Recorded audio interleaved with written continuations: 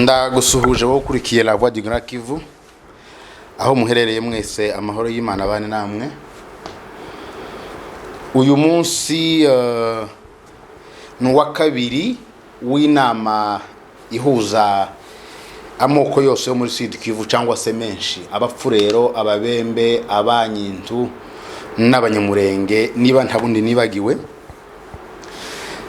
Abo bose mvuye kuvuga babaye representer, bagiye bohereza abantu bava muri iyo miryango, ariko hakaba na imaski yohereje aba president b'amamitualité, arimo muri kubona uyu uri buryo bwanje Muzee Mukiza Nyabaharira, ari userukiye communauté y'abanyamurenge. Ibumoso iburyo bwe hakaba hari Muzee Tade Mutware uyoboye delegation y'abaserukiye communauté y'abanyamurenge. Nkuko nari mbivuze, uyu n'umunsi wa kabiri inama iri kuba. Rero turagira ngo tubabaze ejo umunsi wa mbere ibyo baba baraganiriye nandi moko ico bajanye bagiye kuvuga nk'abanyamurenge, nico president wa mutualité yajanye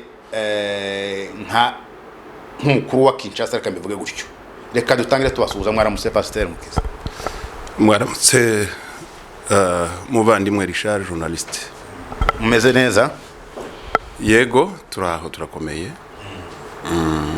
Nkuko narimbuye kubivuga, uyu n'umunsi wa kabiri w'inama. Wo ducira muri make ejo inama yavuze gute? Umunsi w'ejo habaye ibyo bita validation de mandat, cyangwa se kugenzura abantu batumiwe mu nama ko baje bose. Ico nico gikorwa cyakozwe umunsi w'ejo ca mbere. Ca kabiri habayeho gukingura, mbese nico cyatangije ico ngico ca validation. Abayobozi bakinguye iki gikorwa, cyakinguwe na vice ministre ariwe ministre wa intérieur, ariko hariho nabandi bayobozi barimo president wa Sena. Nyuma y'ibyo bikorwa ko ari byombi habayeho ijambo mbese bita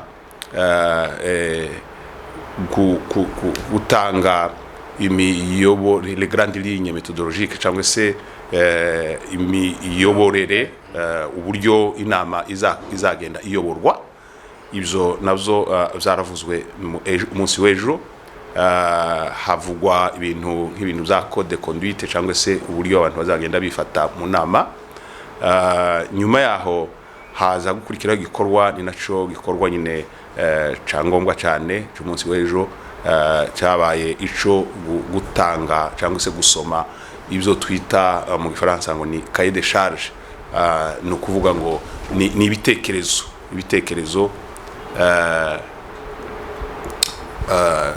ibitekerezo bya buri bwoko buserukiwe hano.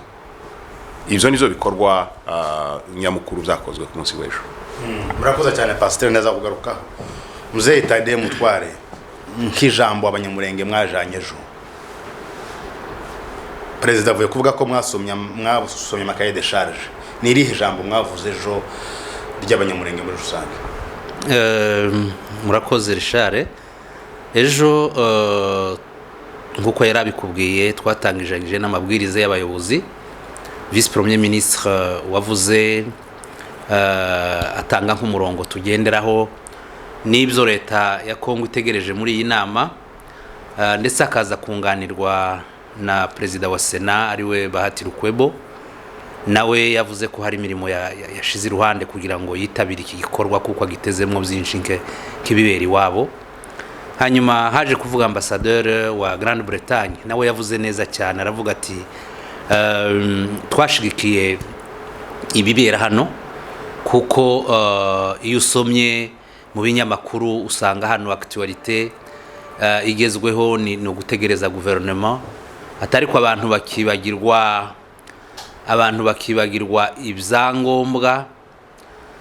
ibyangombwa by'ibihaye bibera mu misozi y'iwacu. Kandi yavuze ukuri, ibyo ntibivugwa kandi ari byo bikomeye bihaye bitambukana abantu.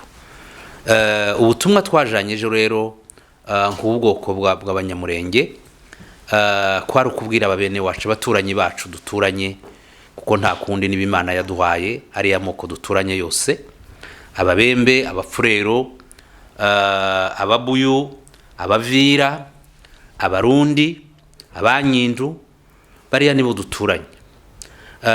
Abo bose twababwiye ko intambara zacu zigize igihe kandi nibo bazitangije.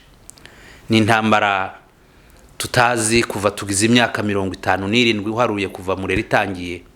Murere yaturutse hano Bandundu ariko barayakira, twari dusanzwe duturanye, barayakira barayitabira, ibi yo bayihindura yo kutunyaga inka ziwacu, baratwica, baradusenyera, tuva ruguru duhungira muri kiriya gihugu cyo hagati no hasi, turika hariya hasi zabwegera zahe. Abantu bahashiriye kubera malaria bararuta abishwe n'intambara ya Murere. Ntibyarekeye aho, intambara zirakomeza.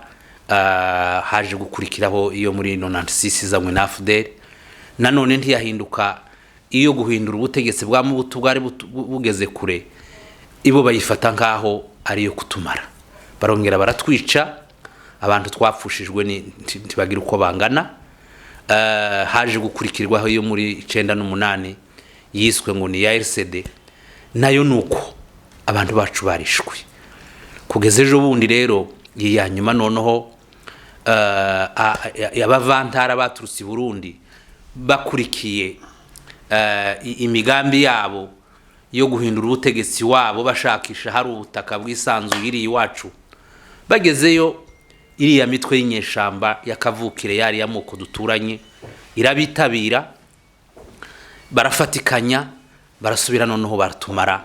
Dore aho tugeze, baradutwikiye, baratwishe, baratunyaza inka zarashize. Ubu ngubu abantu barunze hamwe, ubwaki ko buratumara, inzara iratumaze, kandi imirima yacu ihari ntidusubiye mu mihana yacu, yaratwiswe, yarashize. Noneho tukababwira tuti bavandimwe, tugize igihe turi mu ntambara, igihe ni igihe cyacu, tugomba kuva muri izi ntambara. Ngira ngo namwe mumaze kubona ko mutazatumara, mwaratwishe ariko ntitwashize, turahari. Tuje kubabwira ngo twebwe duteze amaboko tubana amahoro. Kiriya gihugu ni kinini kandi kiradukwiye twese. Imana nico yaduhaye ngo tugisangire, mutwemerere muduha amahoro natwe tubahereza yandi, tubane duteke ubu baduhaye, tuvuga ibibazo by'amajyambere no kuduteza imbere twese, kuko karere n'ubutaka turabisangiye, ariko ntituba turi muri izi ntambara zidashira. Nibwo rero nibwo butumwa twazanye, ni nabwo twababwiye ejo, tunerekana cyane ko twari tugomba gufatikanya kugira ngo dushinje leta kuko yadutereranye.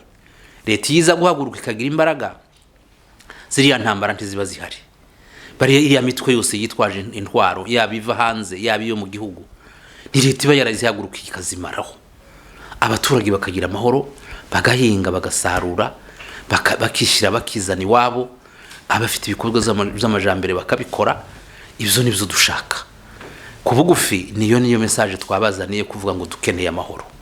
Twarapfuye ni koko, ariko nibaduha amahoro, leta nayo ihaguruka ifata ingamba zayo, itwubakire ibyasenywe byose, abantu basubira imihana yabo, itugarurire ziriya nka kuko niyo itarafashe ingamba kugira ngo inka zireke kunyagwa.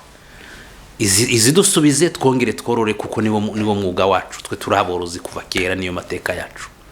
Idusubize mu byacu, idutabarire n'abari abantu bakubiye muri kariya kabande ka Minembwe, hariya mu Mikenke, bari abaturage basenye bari muri Bijombo, barunze nabo mu duhana tungahe. Abo bose leta ihaguruka ibatabare.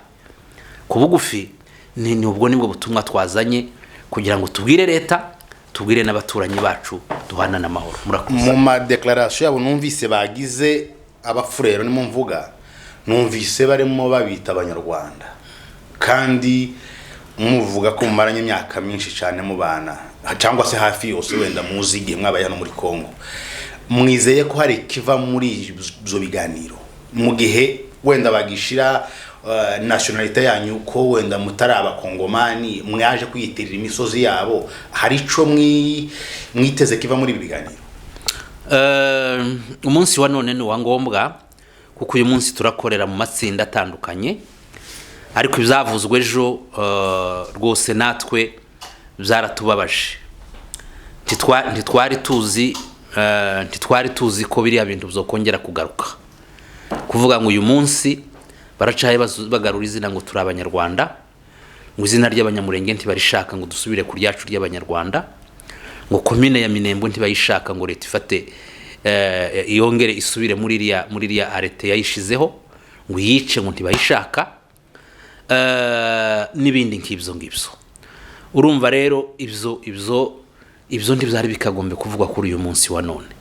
Leta yabonye ko ari ngombwa ngo iduhereze komune itange hariya, si ni yacu gusa, turayisangiye nabo, kubera ko turi inyuma y'abandi, ntitwegeraga leta, ariko hariya ni ukwegereza ubutegetsi bwegera abaturage, ari ababembe, ari abashi baje gutura hariya, n'abandi banyendo bose n'abafurero, ni entite itureba twese.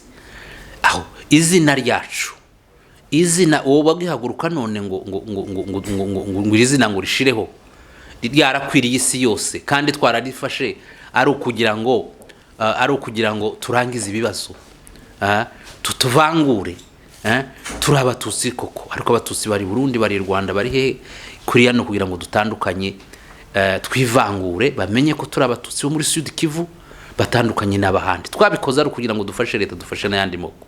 Kuri ubwo rero tukagira ngo ibyo bikagombye gusubirwamo, n'ubu ngubu tugiye kubiyama ko tudashaka gusubira kubyumva, ibintu byo gukomeretsa imitima y'abantu. Perezida Mukiza, ntaco boba barabashinjeho ku mitwe bita imitwe ngo twirwanaho na gumino, nta kintu babashinjeho? Ibyo hariho itsinda twabonye risa n'irizabyitaho, ariko kugeza ubu nyine nta bintu bihambaye babivuzeho. Bizavugwa kandi basanzwe babivuga gutyo, ariko twebwe tuzi ibyo tuzabasubiza, kubera yuko ntabwo na rimwe twigeze dufata ibirwanisho ngo turwanye uwo ari we wese.